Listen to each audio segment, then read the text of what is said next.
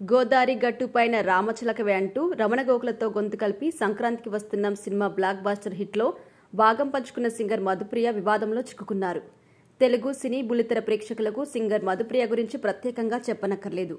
చిన్నప్పటి నుంచి గాయనిగా మధుప్రియ టీవీలో కనిపిస్తూ వస్తుంది. గద్దర్ వంటి కళాకారులతో కలిసి ప్రదర్శన ఇవ్వడం ద్వారా తెలుగు రాష్ట్రాల్లో మధుప్రియ ఫేమస్ అయ్యారు. ఎన్నో టీవీ షోస్లో పాల్గొని తన గాత్రంతో అలరించిన మధుప్రియ సినిమాల్లోనూ పాటలు పాడి ఆకట్టుకున్నారు. ఎప్పుడూ పాటలతో తన మ్యూజిక్ వీడియోస్తో సోషల్ మీడియాలో వైరల్ అవుతూ ఉండే మధుప్రియ ఈసారి ఒక వివాదం కారణంగా వార్తలో నిలిచారు. తెలంగాణ రాష్ట్రం జయశంకర్ భూపాలపల్లి జిల్లాలోని శ్రీ కాళేశ్వర ముక్తీశ్వర ఆలయంలో మధుప్రియ తన కొత్త మ్యూజిక్ ఆల్బం షూటింగ్ చేశారు. సాధారణంగా గుడిలో షూటింగ్కి అనుమతి ఉండదు. గర్భగుడిలోని దేవుడిని ఫోన్లో ఫోటోస్ దించేందుకు అనుమతి ఉండదు. కానీ మధుప్రియ ఆలయంలోని గర్భగుడిలో షూటింగ్ చేసింది. అక్కడ కెమెరాలు పెట్టి మరీ తన పాట చిత్రీకరణ చేయడం పెద్ద దుమారం రేపుతోంది. ఈ విషయంపై బీజేపీ నాయకులు, హిందుత్వవాదులు తీవ్ర ఆగ్రహం వ్యక్తం చేస్తున్నారు. ఇప్పటికే బీజేపీ నాయకులు మధుప్రియపై చర్యలు తీసుకోవాలంటూ డిమాండ్ చేస్తున్నారు. మధుప్రియ హిందువుల మనోభావాలు దెబ్బతీసే విధంగా ప్రవర్తించారు అని ఆరోపిస్తున్నారు.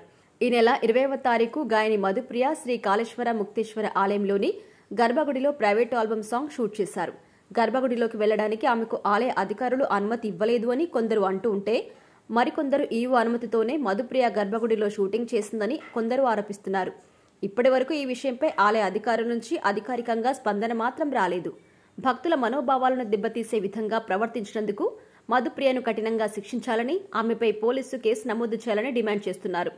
అంతేకాకుండా ఆలయంలో షూటింగ్కి అనుమతించినందుకు, విధి నిర్వహణలో నిర్లక్ష్యంగా ఉన్నందుకు గాను గుడి ఈవోను సస్పెండ్ చేయాలని స్థానిక భక్తులు, బీజేపీ నాయకులు గుడి ముందు పెద్ద ఎత్తున నినాదాలు చేస్తున్నారు.